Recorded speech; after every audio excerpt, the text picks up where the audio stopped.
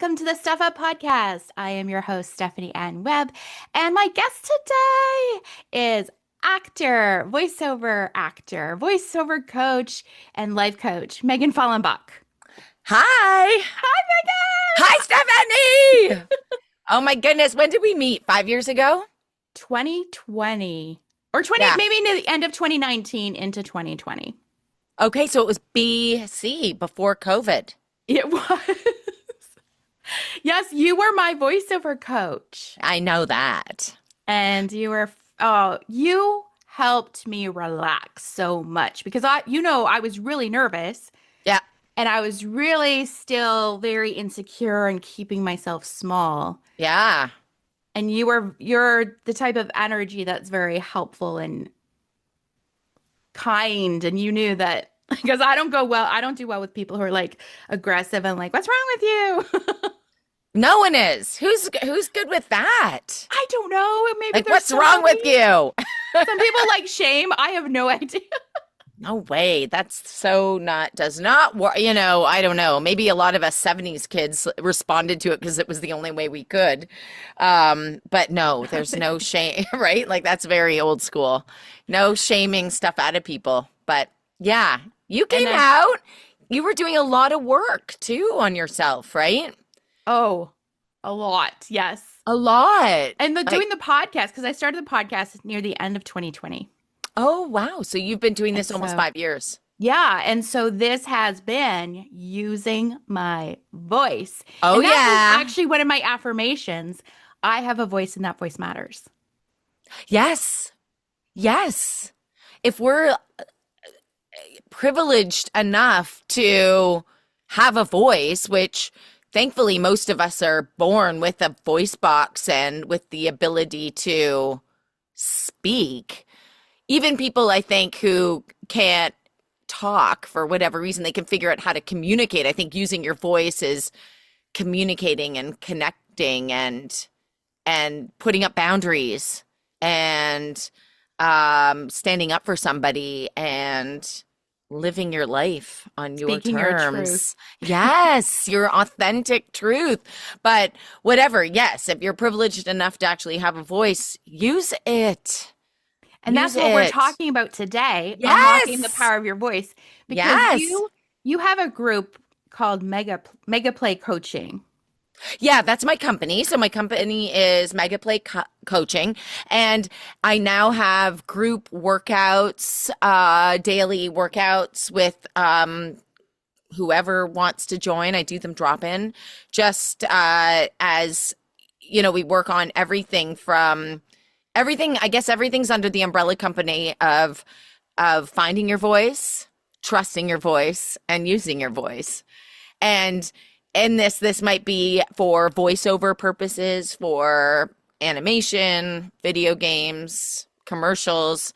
But at the end of the day, I kind of look at all of this as stepping stones for actually having a voice out in the big, wild world,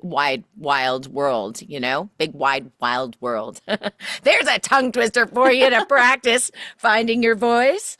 But yeah, so I do that. I do one-on-one coaching, and I have lots of specialized stuff for voiceover acting, just because that's my field, right? So I coach within my field, which is acting. I've been an actor performer since I was 13 years old, professionally. I started out as a model and that was a real stepping stone to acting. I look at everything as a stepping stone. So I will probably say that a lot here. So That's get awesome. used to it, because I do think in life we just don't know what the next is going to be. Or, I think it's really important to dream and follow your passion and align with what you want to do and what you want in your life. But when you have a dream and you go for it, let's say your dream's way up here, I think as high as you can. Let's make it higher than this frame.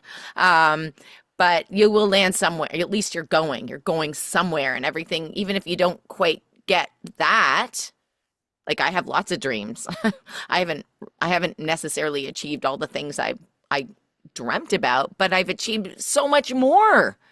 So much more has happened because I dreamed and because I followed, because I found my voice and trusted my voice and used my voice. I've always have. No, Is I that haven't always. No, I haven't always. There have been times when I haven't, and that's where, right? It's when it's tough. When it's tough, when things are tough, very hard. And if you have old stuff, that's when it's hard. When it's a great day, it's easy to find and trust and use, right? Oh yeah. It's in those hard times, like, and triggers, or maybe in triggers you say something that you don't want to say, but even putting something that is tough for me that I will share is something like using my boundaries, saying something, and just in certain situations with certain people. It's those people that you have a hard time using your voice, that's what you want to work on, right? And a lot of times that's close family, I feel like. Oh, for sure. Family is the probably the worst. It's the bane of everything. Or the Right? energy of that. When I meet men who might have a little bit more masculine energy, not necessarily like bullyish, but maybe more aggressive, I start feeling anxious. Yeah. And I revert back to the little girl that I have to Obey. behave and obey. And then I get mad because I'm like, no, I'm a powerful woman who's able to have my own views. Thank you very much. And they might not even be aggressive. I'm just saying, like, I'm very sensitive to that because of my background with the masculine energy. And so, right, finding that speaking up for yourself and learning Yes. not to get as defensive because you're healing and you're like, I can handle this. And I know, like, it's such a fine balance of learning. It is, and it changes. This is great. I love that we're just jumping right in here because That's what this I is, do. oh, that's what I do too. I mean, I Yay. think that's what we've always done together, right? But yeah, so for you, it's that kind of energy, it's that perceived aggressive, Yeah, it might not you even know, be aggressive. right. It's It might not be aggressive, but your perception is your reality, yep. right? So how we feel, I think I was supposed to say, okay. Ah, okay. Oh, to the Ah, recording. yeah. Hopefully it's been Oh recording yeah, the it's whole time. fine. Oh, it has been. Okay, good. Yeah, so, even if, so regardless if this person is or isn't aggressive, I'm sure there's some sort of something that you're picking up on, and that is an old thing too. It's the old thing, right? It's the old thing.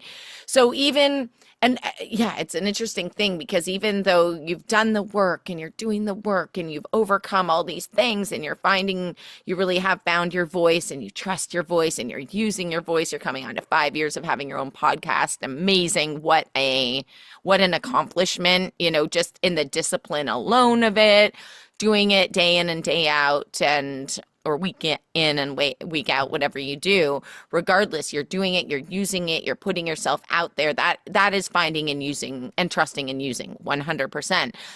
So when you come into those situations where you have this feeling that and you revert or you feel yourself reverting or becoming smaller, very easy to beat ourselves up in those moments because we're like, but why am I doing this? I thought I got through this. And that's where we have to be the most gentle with ourselves, I think, because I think it's especially with anything that's come from anything, whether it's a little trauma, I'll use the T word, the trauma word, whether it's like something big, like a big trauma, or even just little traumas, and a little trauma is still a trauma. A trauma is a trauma is a trauma. It doesn't really matter, what these core memories are, whatever it is, we all have them. We all have something. And it's just very quick. It's very aligned with our inner child and our inner critic and all that. It's complicated. So first and foremost, forgive yourself immediately. Like don't even step in under that coat of shame that we find ourselves sliding under so quickly, right? When we revert or we don't, like, why didn't I I'm so mad at myself. Why didn't I just say this? Like, how many times I do it all the time. And I have a big voice and I feel very strong and powerful, but I go very quiet. I have really old stuff and I really revert quickly and but now I'm actually okay with it. how I look at it now is self-preservation and self-protection, and I don't always need to use my voice. And I'm not actually going to be able to be heard. Maybe this is a way where we know it actually doesn't matter if I use my voice, because this type of human, I can just tell I'm probably not going to land with anyway. So why bother? It's like understand having the discernment, learning to have the discernment to know when to speak up and when not to. Yeah. And as I was coming into finding my voice and my own belief system, people were like, "You have to fight and you have to say this," and I was like, "I'm not ready for that. Stop pushing me. You're just as pushy as what I was raised in."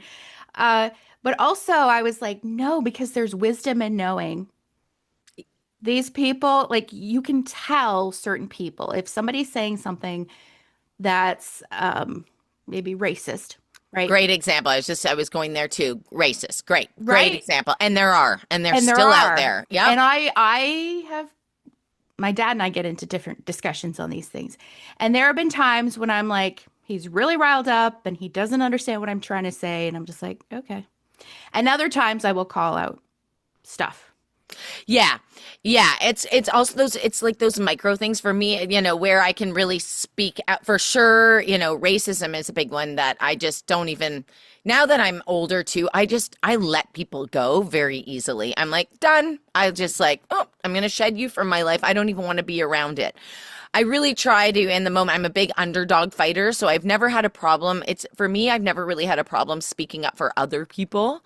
I can do that very well. I'm a very good mama bear I can speak up for my kids. I can speak up for my friends. I can speak up for the underdog. I have no problem with that. I don't have any fear around that. It's speaking up for myself that I've really Oh. struggled with my whole life. That's not uncommon Do you either. know why? Like I get it kind of, but to understand it, I think it it's like, goes right back to like old. I think it goes back very old. It's very old. It goes right into the trauma area. It's the reminder. The old, small, younger version of me was, what's the point? It wasn't using my voice wasn't heard.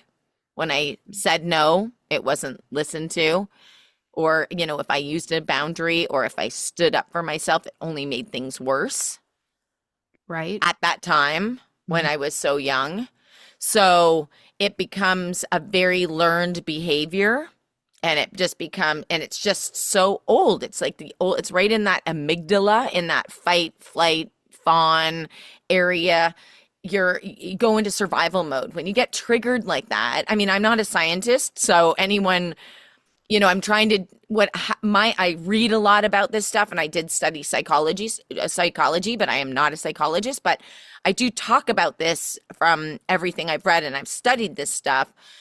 And my sort of understanding of it is whenever we are triggered or something old happens, it goes right to our very smallest part of our brain. Like our amygdala is the size of an almond. It's very, very little, but it is our fight flight. It's our survival mechanism, right?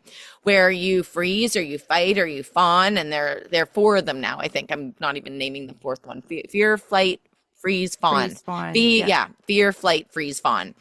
And fawning is that newer one that they added later, which is the appeasing one, right? It's the one that does things. It's a more psychologically advanced one where I think maybe that's wrong. That could be a I real have a wrong thing. friend who says that's more like from the people pleasing tendencies. So I Yes. wonder if it's mostly just people because I fawn. Or Yeah, it's a big people pleaser thing. yeah, But it's still part of freezing and the freeze fear flight. It's all, and it's just a different response to it, and it's a way to. It happens a lot when I think if your background with unpredictable, erratic parents, maybe there was some addiction or some alcoholism, or there's just something that we know it's not. It's better to just please and make the aggression go away, and or that's parents survival. who were like my dad's very black and white, and Yes. it and he was always like angry, like why I did this, why he always wanted answers. So I would just make up stuff just because I wanted him to have an answer. because I thought that I was going to help him. Oh my gosh, that's an amazing. That's how you adapted to that situation. So Yeah. it's a form of adapting, preserving, and it's survival of the fittest, right? We need to adapt. So that's a really high. That's a very strong survival mechanism, right? It is something that it's like, oh, I figured out how to survive this moment. I figured out how to get positive reinforcement from this human in my life who this could go either way, any way tonight. I can see what's going to happen tonight at the dinner table. I can see the way he is acting, and this could go any way. If I use my voice one way, it could set him off.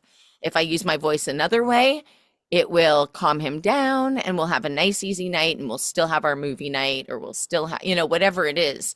That's just, that's not that's okay. Mhm. Sometimes another thing I've been thinking about lately is we can't actually, sometimes it's just not worth it to, like I guess it's circling back to what I was saying earlier. Sometimes as I've gotten older, so that people are just not, it's not worth my time or energy. We have to meet people where they are at.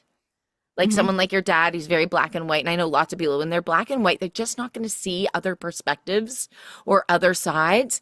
So you're just beating your head against a wall when you're trying to explain. Like it's just not even work when you're somebody who sees the world very, very gray, because in my humble opinion, it is. There's Yeah. so very little. Our black and white for me is really just like right and wrong stuff that are really aligned with very core, clear values.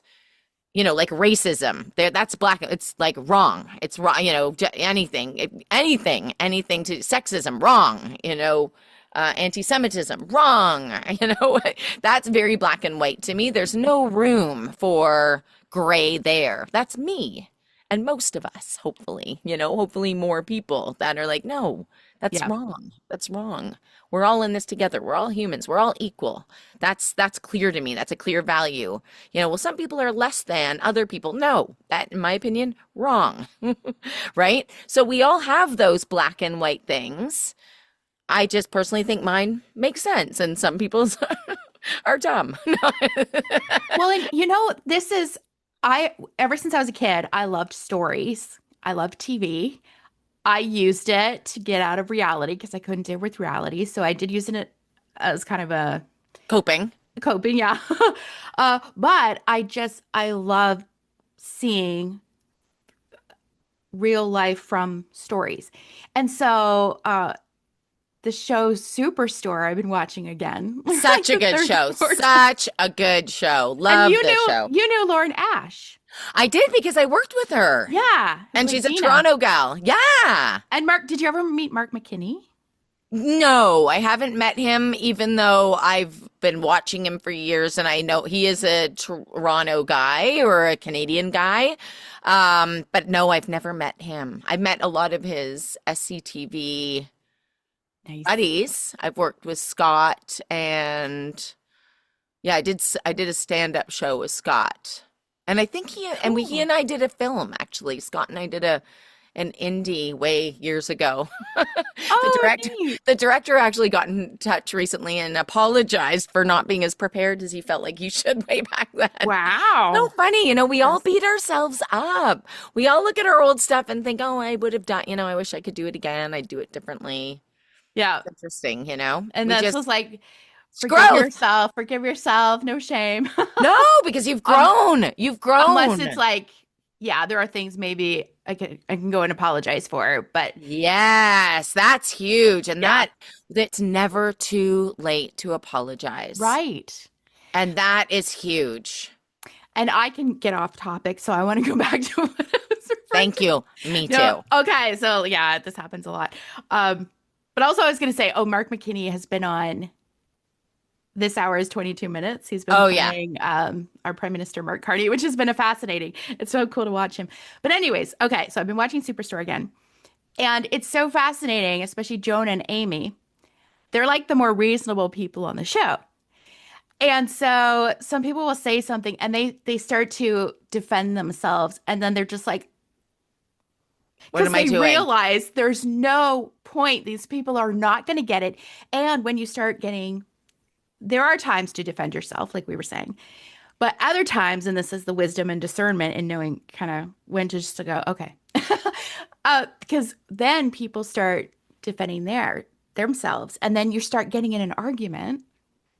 It's It fascinating. is. And then everyone becomes triggered and dysregulated, like another word for a trigger. So dysregulation. And then no conversation can happen when everyone's dysregulated. When people are, as soon as you feel yourself,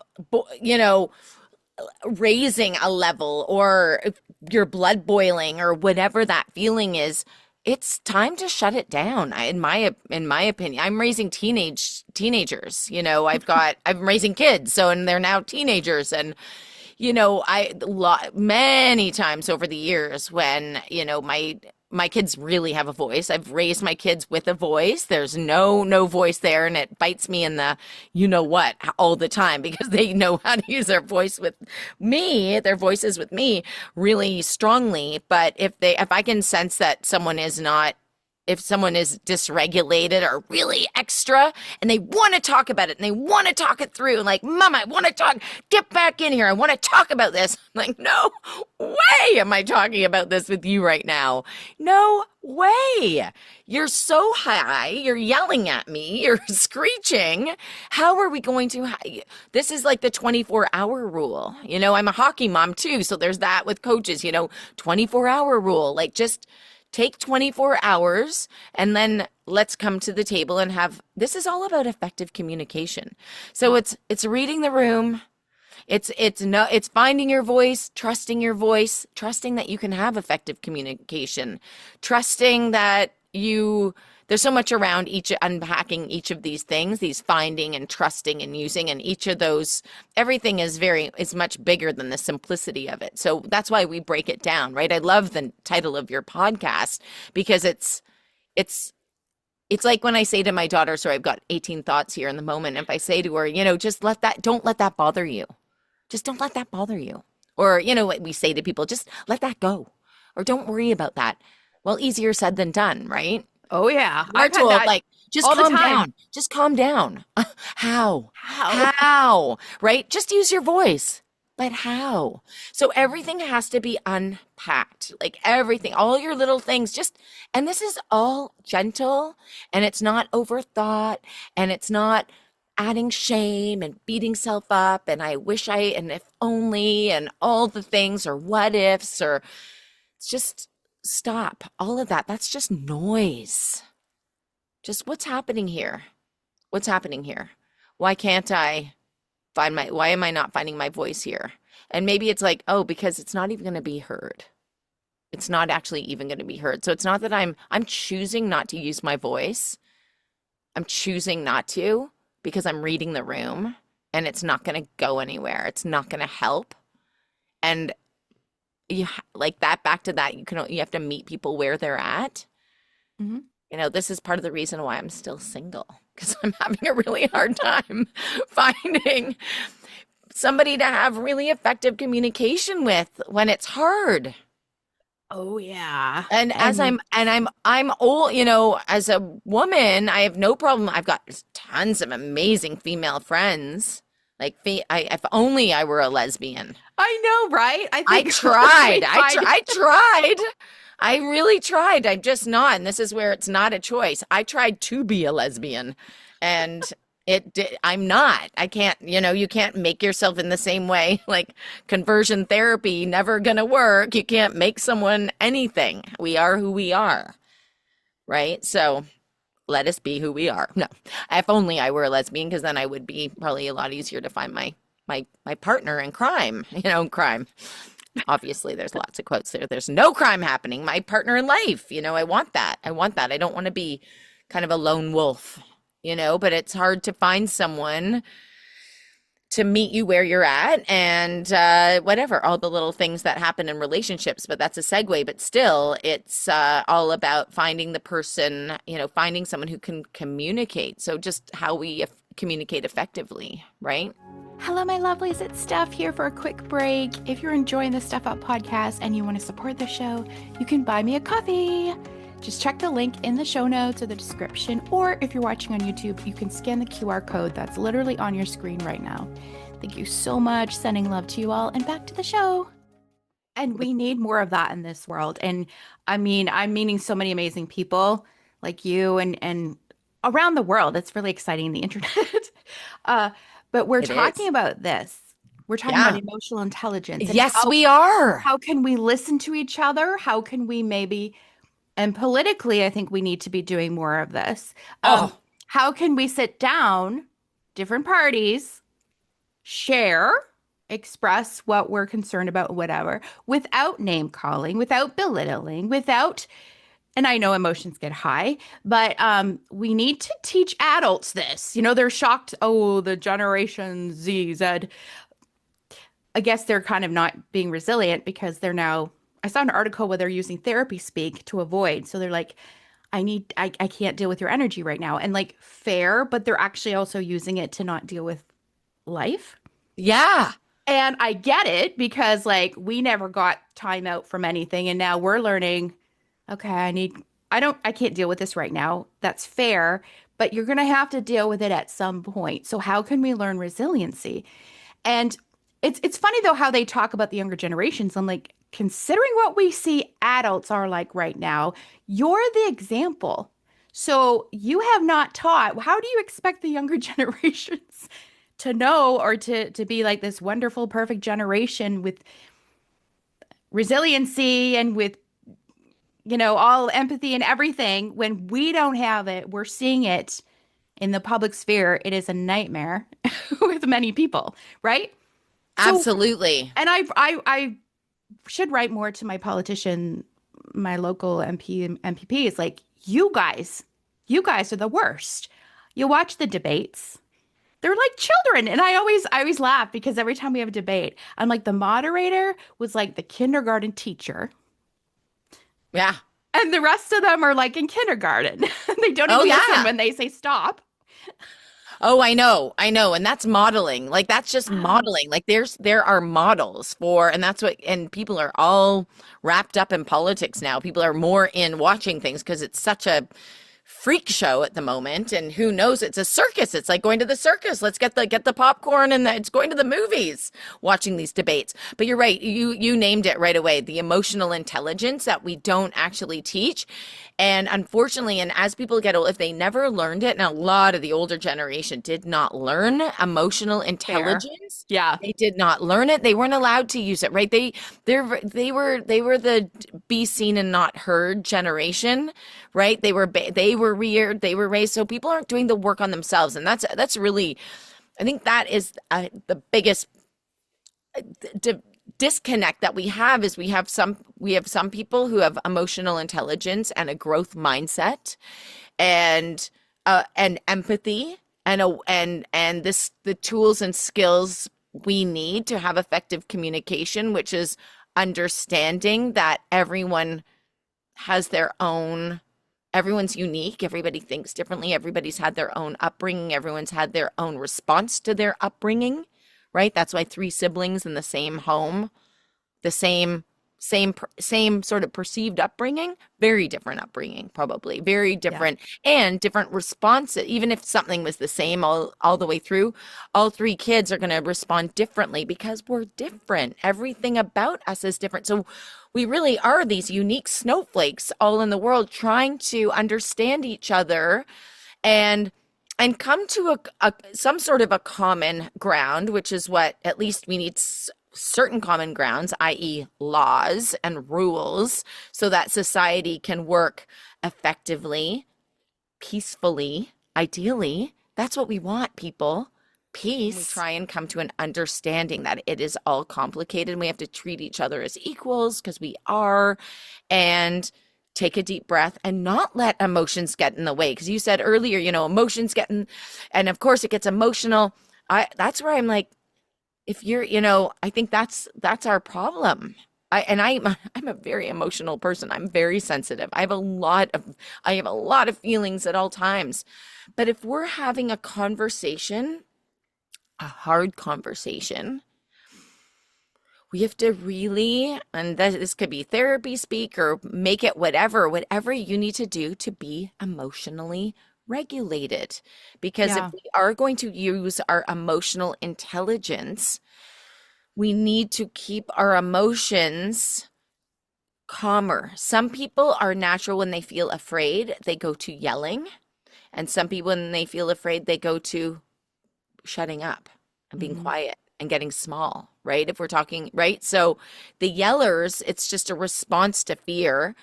The quiet is a response to fear, or the crying is some people like cry or go quiet, right? All those things. These are all That was just, me.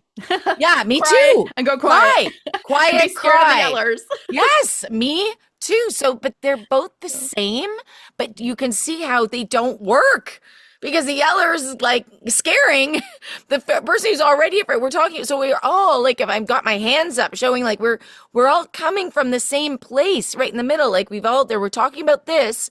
You respond like that. I respond like that. This, and how are we going to talk about this thing if we're doing that? Because we're already in our own pools at this point, right? And then there's other responses. We've got other people in there. It's all over the place. We need to, as soon as emotions, and we've got to self-regulate ourselves. We have to figure that out. Or be okay with someone saying, uh, let's put a pin in this until you can calm your voice because your raised voice, I'm not yelling. I'm just being passionate. Well, my amygdala has just been triggered and I'm going into fear, flight, fright, fawn response, and that is not going to be helpful. That's the acknowledgement and the awareness of our bodies doing that is the very first step, Yeah. Awareness right? is always key. So then we can start Awareness, working on it. right? So if we Yeah. can be aware in that moment, you're having a conversation with your dad. If he did a little bit of therapy and figured out some things, right? And he could come to the table. He's like, okay, honey, I'm glad we went to therapy, right? This perfect world situation. Yeah. So glad. I'm so glad, right? As if he's going to therapy, right? Anyway, let's just say perfect world. Okay, we've all gone to therapy or whatever, because this was bigger than me, right? We go to therapy when something is bigger than us, right? I'm not like a therapy pusher. And as a life coach, my job is to keep us moving forward. And if there's something bigger than you, that's for the therapist because that's not my jurisdiction. And that's if anyone is like, what's a life coach? Like, what are you going to do? But because I have this background in psychology and I'm an actor and anthropology, I really study humans and study behaviors, which is acting, right? Act to behave. But it's also really understanding emotions and how things work. And I really have to understand every character I play. I really have to understand where they're coming from. So if I'm playing someone like your father, Stephanie, then I have to understand where he's coming from. So I do think about this stuff a lot. So I feel like I know a little bit about what I'm talking about, but I'm also always open for the talk about anything. I'm open to talking about anything because I do feel like I'm very emotionally intelligent because I've done the work and I went back, I tackled the things that were bigger than me. So back to my little scenario, your father is like, oh, wow, my response, my black and white thinking, my inability to hear your side of the story or your point of view, my inability to be empathetic is probably rooted in some fear of not being smart enough, not being able to keep up, not being in control of you like he was. Like there's control. I don't know, these grandparents, I don't know if any grandparents, anybody, and any baby boomer is listening to this. It's not And your there's so fault. much. It's not your fault, first of all. Mhm. Like, it's not your fault. You were reared this way. It's so old, but uh, this thing that you don't understand, this the way people think today, and the trans thing and the whatever it is, right? Like I say, trans thing from their point of view. We all get it, like our whatever we are, but millennials, Generation X, Y, Z, Alpha, Beta, whatever we are, whoever's listening, baby boomers, it's we're in we're in a time to really understand that we are all we're living in a time where every single human wants to be seen and heard and should be Yes. seen and heard. And that's why a lot of us talk a lot about holding space because Yes. how many times are you having a conversation with somebody? People are not listening. And that doesn't mean just hearing your words, it means understanding. And that's a skill. Understanding what you're saying, understanding what's going on beneath it. Right. And then Oh, yeah. also not talking at you, which many people like to do. And especially when I started learning more about this, I like to talk at people. Meg, oh, you need to think positive. You need to. And then you understand there's way more beneath it. Um, and then people like to talk about themselves. And I've had conversations. Like I like when people share their experiences. But you know, when you have a conversation and you're like, oh, I'm struggling with this. Well, when I was blah, blah, blah, this happened. And then they go on and on about themselves. And you're like, oh, you're not listening. And so it's beautiful Or that we're, holding space, listening, yeah, holding space. Yeah. It's and that's beautiful that important. yeah, what were you going to say? It's beautiful that We're talking more about this. yes. And I mean, the people I know, we're learning more about this. I mean, there's a lot of different people out there. The spaces I'm in, I'm meeting more people like this, which is wonderful. But there was something you were talking about, and I took a few acting classes, and I'm not an actor. I don't enjoy it, but it's so fascinating. And especially when you hear actors talking about this, how they have to understand their character. And I was raised to believe Hollywood was evil and weird. And then I hear the stories of actors and how they really have a lot of emotional intelligence. Now, not all of them, right? Or not all of them are healed, and a lot of them get messed up, and I get it. But Working on it. yes, but when, like Steve Carell, for example, right? Yeah. I hear all these beautiful stories and like he's a lovely guy and he's understanding and he would like give you the joke. He wanted to give you the joke and stuff like that instead of taking it for himself and all those things. And but you have to understand your character and you have to have that awareness Yeah. of who your character is. Yeah. There's so Like, much work involved. oh, there's so much work. And not only just your character, what your character's role in the story is. That is, right. It's sort of, and so much technical stuff around that. So your role in this particular, name a film, name a show, not everyone is the lead. Not everyone is sometimes the cashier. What's the cashier's role in this scene? You can understand, you need to understand your character, but you also have to serve the purpose of the show. So it's like a song has all the instruments that are playing in a song to create a beautiful song, a cool song that's a big hit, whatever, any song. Name all the instruments that are in that song, name the vocals. There's vocals as well, being another instrument, but everybody has their role. The trumpet's not just playing the whole time. The drums aren't just playing the whole time. The singer's not just singing the whole time. Everybody has their role. And not only that, it's like how loud they're going to be or how soft they're going to be in that moment. And same goes for all of us. And in a way, you're holding space. If you want to bring that back, it's just we're holding space for everybody's important. Every single character is important in the making of this show, but they may or may not, they may need to be quieter in this moment and louder in another moment. So it's not just you finding and trusting and using, it's knowing the time and place, understanding the scenario, what's happening here. It's like at a dinner party. When you speak, when you don't speak, when you listen, how you share, how you hold, dominate. There's always someone that holds court. I've Yeah. been and I've been I know I have a big voice.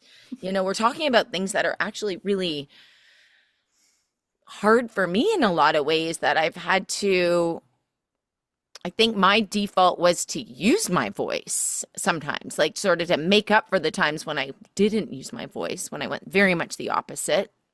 And I still have my own shame around all those places that I wish I'd used my voice. You know, that's my old stuff. I have it. I've worked on it. I'm working on it. Some of the stuff's already is finally, and I always aim, like my goal is to put things in my rear view mirror, you know, my old stuff, you know, but not everything is going to go to the rear view mirror. Some of it will be my baggage, my stuff.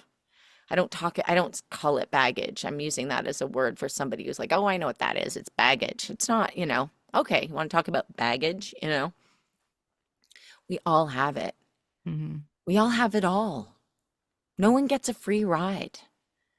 Like you know, so with my stuff, you know, I just, you know, you have to analyze it all and you got to look at it. And sometimes feels embarrassing or feels ugly or feels like, oh, I'm such an idiot. And we berate ourselves. Like that's the real forgiveness piece. I think that in the unpacking of all this, you know, of this using your voice, but then you got to unpack that, like trusting it to use it, finding it to trust it to use it, and all the things that come into that is, right, forgiving and understanding and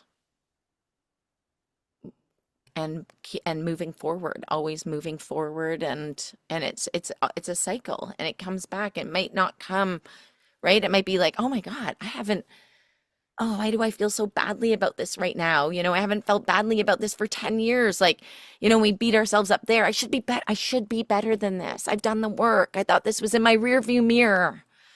No, Oh, you know, yeah. I'm right? like, wait, I thought I healed this. Why is it No, coming back? Well, it there's another is. layer there, you know, Yeah, just it's more like healing. more healing. It's like an onion, all those layers. It's like, oh, there's still something there, that inner child, that inner critic, that voice, that whatever. So I don't know where I just went with that little tangent, the holding space. Oh yeah, my sort of knee jerk of to talk. I need to listen.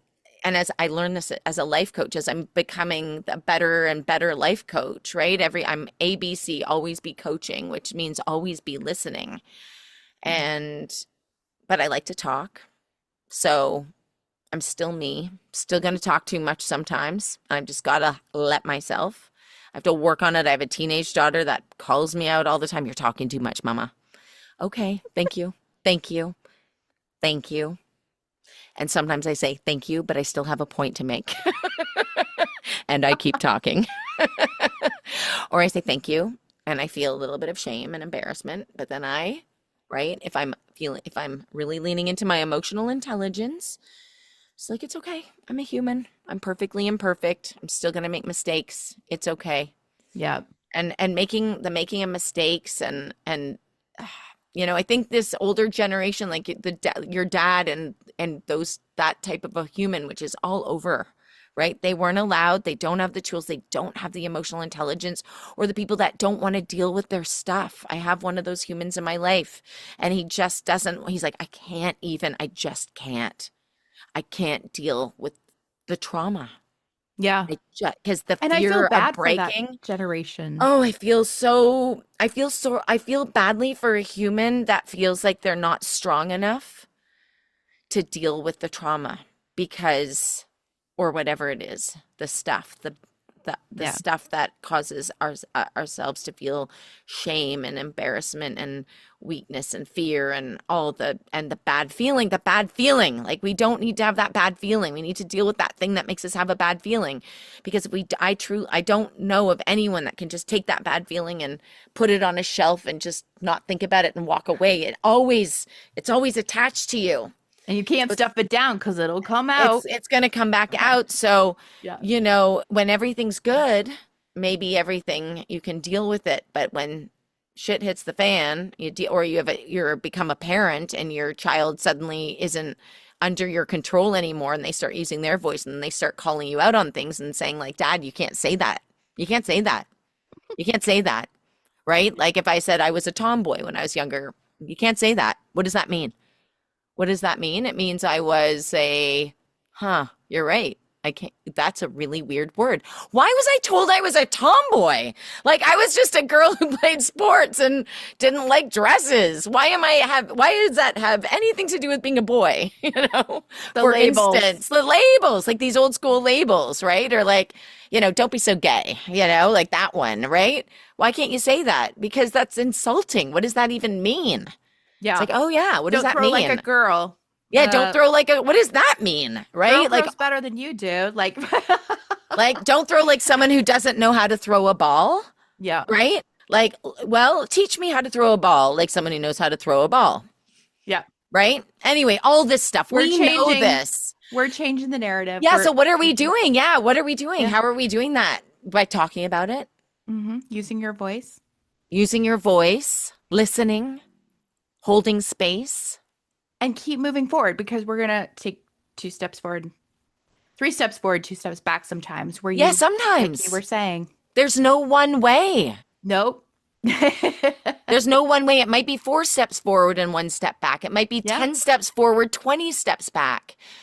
And it's just accepting, forgiving, loving, holding space, listening, Moving forward as we moving go. forward and working on ourselves and working on the thing that's bigger, being able to see what is bigger than us. Yeah.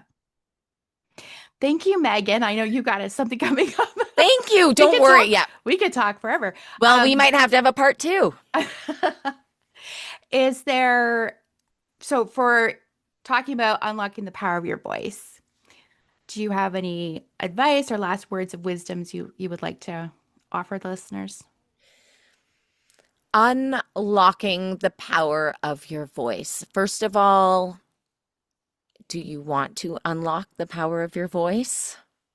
You must want to. You must, everything you want to do, everything that you'd like to do, you have to want to do it. And it's going to take some work. So I think you really have to ask yourself that first. Do you want to unlock the power of your voice? Yes, I do. Great. That's the first step. Yes, I do. And how badly do you want to? And what's in your way? That I will ask you that also. That would be my second curious question. What do you think's in your way? What do you think's locking your voice up? And take some time answering that. And journal it. Write it on a page. You can throw it in the fire after if you want. You can have a burning ceremony.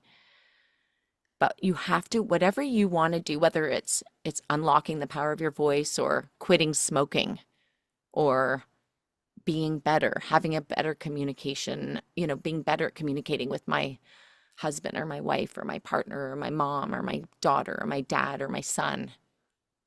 You have to want to, and you have to be prepared to eat crow and apologize and be accountable, right? Yep. And forgive yourself and ask for time and understanding and hold space for all of you and be patient and trust that the universe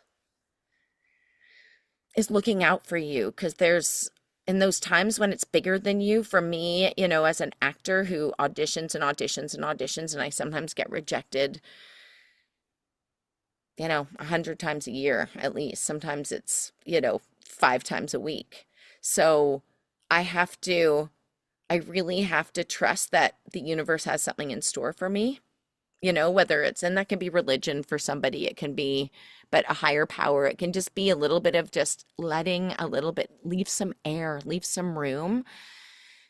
You can't just muscle everything. It's a bit like the Mel Robbins, follow her, the let them theory. Steph, I know we didn't get into that, but I know you're aligned with that, right? Yeah. But I recommend checking that stuff out and a little bit of let them give space, hold space for just movement that's bigger than you. Beautiful. Thank you. Thanks, Megan. And if anyone wanted to get in contact with you, join Megaplay Coaching? How can they get? Yeah, you can email me, megaplaycoaching@gmail.com. You can follow me on the Instagram, Megan Fahlenbock, or at Megaplay Coach. And DM me, please reach out. And I'm going live. Yeah, I'm going live on at Megaplay Coach on Instagram in 2 minutes. Yeah. That's how maybe we'll do it right here as part of the podcast. No. Well, Thank you, thank you so Stephanie. much. It was Thank lovely. Thank you, Stephanie, so very much. I'm always honored to be a part of a podcast or anything. And thank you for spreading the good word. Keep going. This is how we do it. Human by human, just keep spreading the good word. And I hope to see you again soon. You too. Yeah, you have to come back. Thank I you. hope so. Thank you. Okay, bye. Bye.